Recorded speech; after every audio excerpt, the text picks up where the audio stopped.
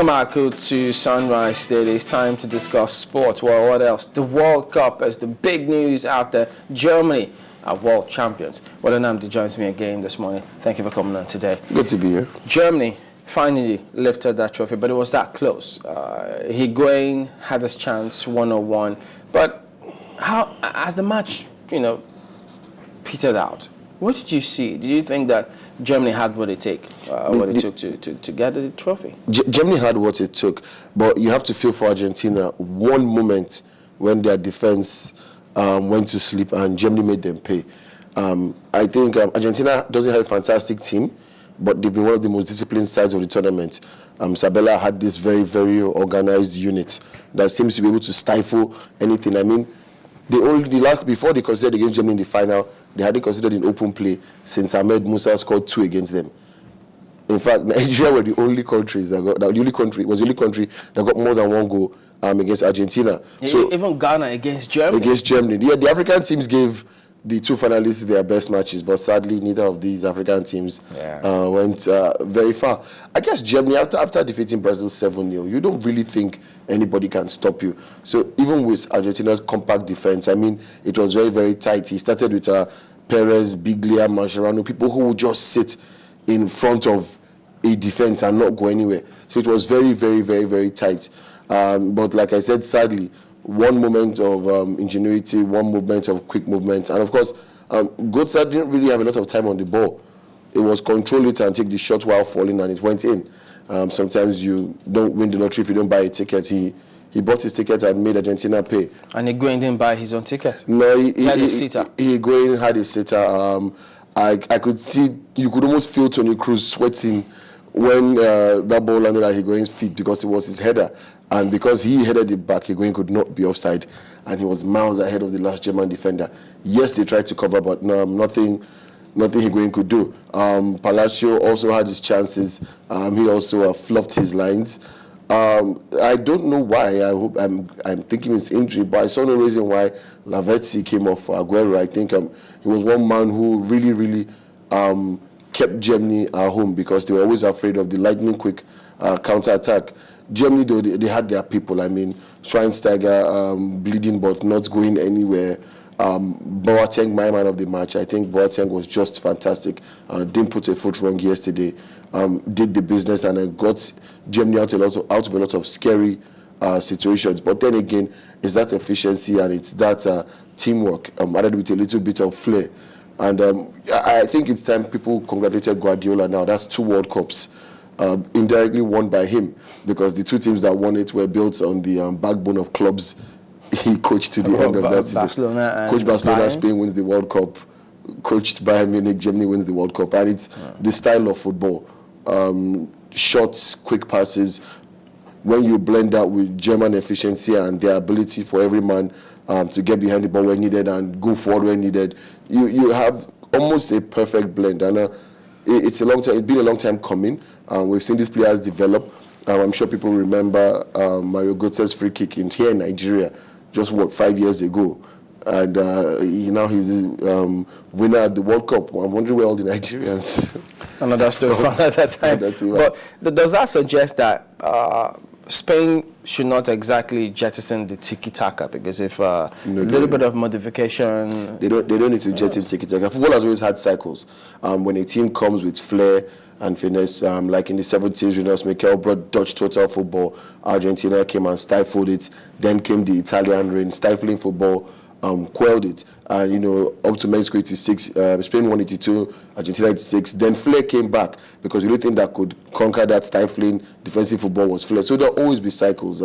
Tiki-taka, fast, more robust football is getting over it. We saw the likes of Mourinho and their parking the bus technique, stifle tiki-taka, and that gave the world a kind of template. You just need to implement that to whatever style of football you're using, and you can stifle a tiki-taka, defense line, midfield, no space between them, and you stifle tiki-taka. There'll be a cycle. It will come back. Did you see Jogo Bono, the Brazilian style in this World Cup? No. This traditional Brazilian style. This Brazilian team, one of their greatest undoings was trying to play like the will I say, the quintessential Brazilian side. Yes, Brazilians have that flair, those touches, but these people don't exactly have what it takes. And I think that Scolari might have let sentiment affect his selection.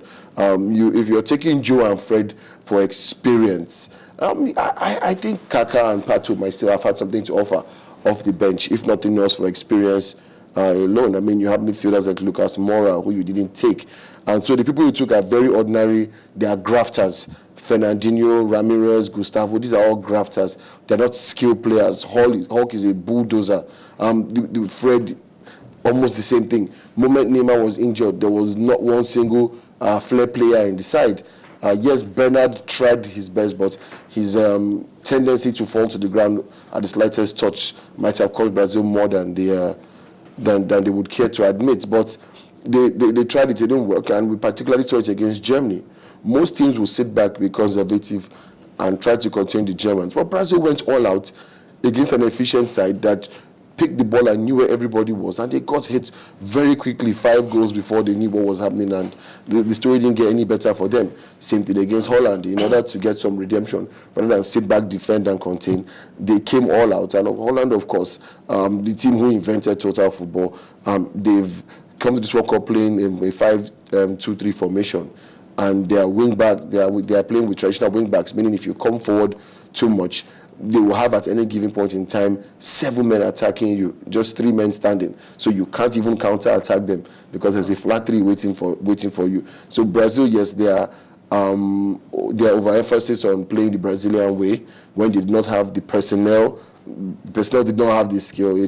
It's what made them really, because they were a very ordinary team. But were they mindful, or was it that those players who now apply their trade in Europe may have diluted the Brazilian way of playing? And so, because those are the players that featured prominently for the side. The truth is, whether you like it or not, the last World Cup they won, which was 2002, 2006, I beg your pardon, they had Ronaldo, Europe, Ronaldinho, Europe, Rivaldo, Europe.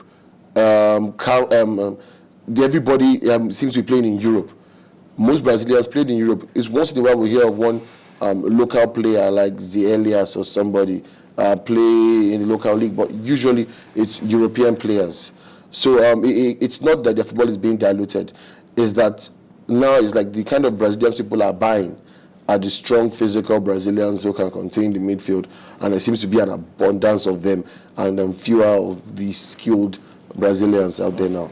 But Argentina will have a lot of positives to live with in this tournament, because, I mean, Germany couldn't just go through the middle. They forced them through the flanks. They had taken their chances. Who knows, 90 minutes regulation time, they may have nipped it. But on the whole, how good or how bad would you say it was for Argentina? Argentina were a very decent side. Like I said, when Tabella came in, the issue they had was lack of unity.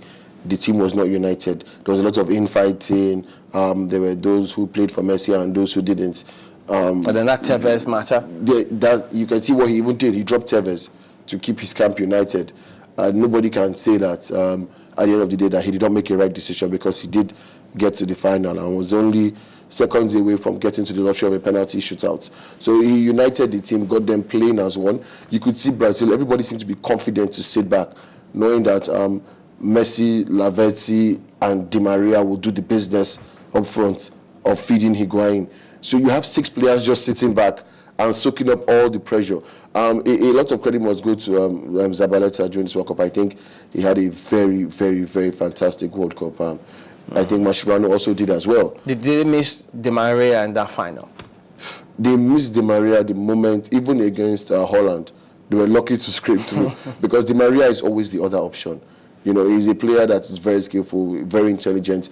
If you're able to stifle Messi, Di Maria can run into different spaces and create different problems for you. He was probably one of Argentina's best players, and I'm sure that they would really, really be sad that they lost a player like Di Maria, because now everybody knows contain Messi, and Argentina looks slightly flat. But this team will be around for the next 4 years, because if Di Maria is back, his fit, Lavezzi is back, his fit, they've got options up front. I think the major thing that's happened now is Argentine football will get a sort of renaissance. You will have people now looking at Argentina. The big European clubs will start looking for Argentine talent, and that can only be a positive for the team, because it means that, okay, all these players nobody's really looking at. It's like there are a lot of good players out there, and we need to go back to Argentina. Then your Bocas and River Plate and Independientes become hotbeds for European scouts again, and it will pay Argentina, because now they will have more players playing at the highest level, and of course it will develop their national team. Okay then, thank you for coming on. Namdi Obanya, sports journalist, as we discussed the World Cup with Germany being champions. Well, that's it for now, for this segment I mean, but we'll be back in just a moment to wrap it all up here on Sunrise Daily. Join us again. Okay, so there you have it. This is where we draw the curtains today on the program. Well, in the absence of your comments, we thank you for watching. We'll see you next time. Chamberlain or so. Sorry. Yeah. I'm so sorry, but we will definitely take your comments as soon as we can. Thank you so much for watching.